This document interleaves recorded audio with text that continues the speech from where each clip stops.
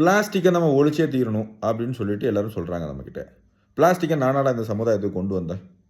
இல்ல இந்த சமுதாயத்தில பிளாஸ்டிக்கை வந்து ஒழிச்சிடணும்னு நினைச்சா மட்டும் என்னால ஒரு தனி மனிதனா முடிஞ்சிருமா?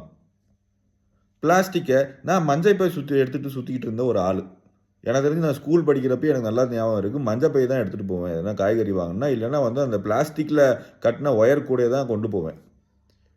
திடீர்னு பிளாஸ்டிக்க நம்ம வாழ்க்கைக்குள்ள திணிச்சவங்களே வந்து இந்த கார்ப்பரேட் நிறுவனங்கள் தான். அதுக்கப்புறமா அட்வர்டைஸ்மென்ட் மூலமா வந்து இன்னைக்கு பிளாஸ்டிக் தப்புன்னு சொல்றவங்களும் கார்ப்பரேட் நிறுவனங்கள் தான். அதுக்கு மாற்றாக நீங்க இந்த துணி பைய வாங்கிக்கோங்க அப்படின்னு சொல்லி எங்கள்ட்ட விக்கிறவங்களும் இந்த கார்ப்பரேட் நிறுவனம் தான்.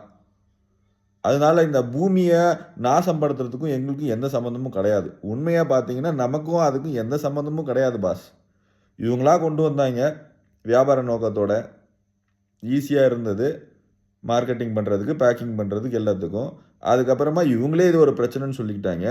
அதுக்கப்புறமா இவங்களே அழிக்கிறதுக்காக வேற ஒரு தீர்வ சொல்றோம் அப்படின்னு சொல்றாங்க. அதையும் நம்ம வந்து வாங்கிக்கிறோம். இன்னும் ஒரு 10 வருஷம் கழிச்சு வந்து, இல்ல அதுவும் ஆபத்து தான் அப்படின்னு சொன்னாங்கன்னா கூட, பழி நம்ம மேல தான் வருது. இங்க பிரச்சனையே அதுதான். பழி நம்ம மேல வருது. நம்ம தப்பே பண்ணலனாலும். நம்ம உட்காந்து ரூம் போட்டு எல்லாருமே வந்து ஒவ்வொரு தெருவா, ஒவ்வொரு வீடா ரூம் போட்டு உட்காந்து யோசிச்சோமா, பிளாஸ்டிக்ன்னு ஒரு விஷயத்த கண்டுபிடிச்சு இந்த பூமிய அழிச்சிரணும். இந்த நிலத்த அழிச்சிரணும் அப்டின்ட்டு. நான் மஞ்ச பைய தானடா தூக்கிட்டு போனேன்.